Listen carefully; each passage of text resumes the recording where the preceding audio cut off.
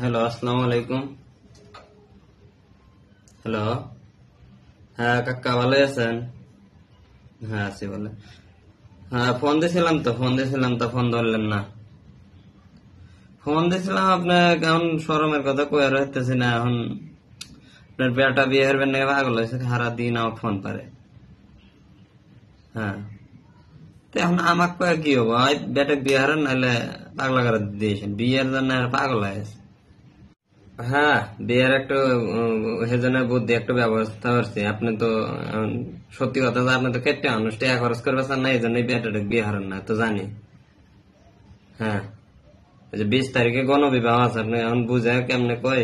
20 তারিখে মনে হয় যে ভার্সিটি ফল ঘরের মধ্যে যা ঘর, মানে যে আর্থিক অবস্থা খারাপ, যারা বিয়ে করবে চাই কিন্তু বিয়ে করবে পারতেছে না, তাদের জোড়া জোড়া ধরে 20 তারিখ বিনা খরচে বিয়ে করে দিতেছে। হ্যাঁ, অনুষ্ঠান খরচ সব ওই কর্তৃপক্ষের, ভার্সিটির বড় ভাইদের। আপনার ওই নিয়ে চিন্তা করা লাগবে না।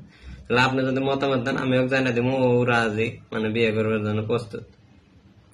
ও পাত্রী এখন থেকে বেছে নিয়ে আনবো, এখন খুঁজে লাগবো। পাত্রী কি আর এমনি করলে পাওয়া যায়? তাও চেষ্টা করবো নি, দেখবো নি। হ্যাঁ, আপনি রাজি নাকি? আচ্ছা, আলহামদুলিল্লাহ। আচ্ছা আচ্ছা, তাহলে বেটার বউ নিয়ে নেওয়ার জন্য প্রস্তুতি নেন।